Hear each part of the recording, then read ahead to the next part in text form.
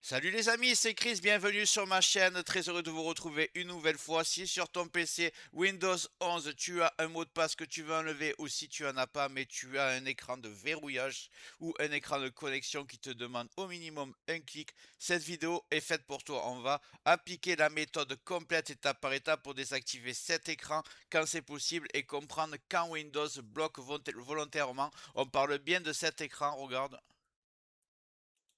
Celui-ci, même si tu n'as pas de mot de passe, des fois il faut cliquer sur se connecter. Pour ceux qui démarrent directement pour Windows, pas de problème pour vous, mais on va voir pour les autres. Avant de te montrer ça, regarde bien en bas à droite de ton écran, tu vois un carré en couleur, tu cliques dessus, un clic égale s'abonner, ça récompense mon travail. Règle bien les notifications, la cloche surtout pour avoir toutes mes futures vidéos sur ton écran de bienvenue YouTube. Tu peux cliquer sur rejoindre pour me soutenir encore plus et comme je t'ai dit, tous les liens sont dans le descriptif, tu les vois ici, n'hésite pas à les mettre dans ton panier et tu pourras faire tes achats plus tard. Allez, c'est parti.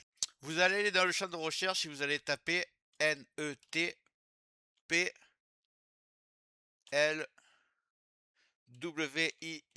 Voilà. Net, please, vous voyez à l'écran, il sera quand même dans le descriptif au cas où. Vous tapez dessus, excusez-moi.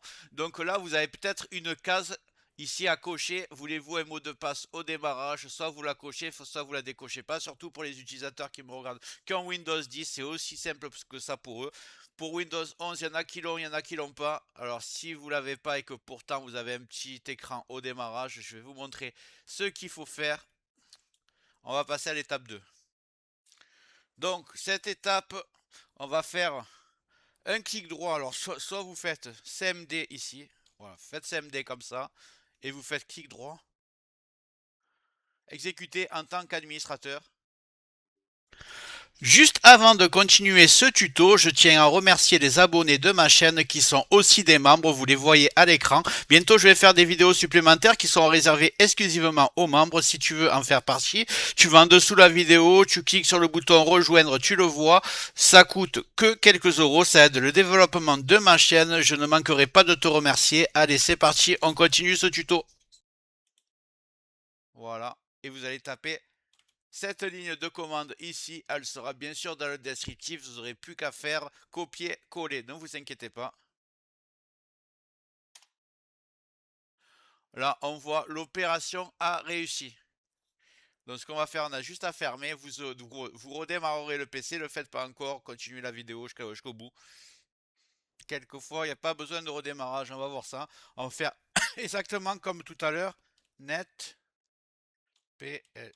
Je crois que c'était ça. Voilà. Net, please. Donc, vous le lancez. Et là, vous voyez la différence.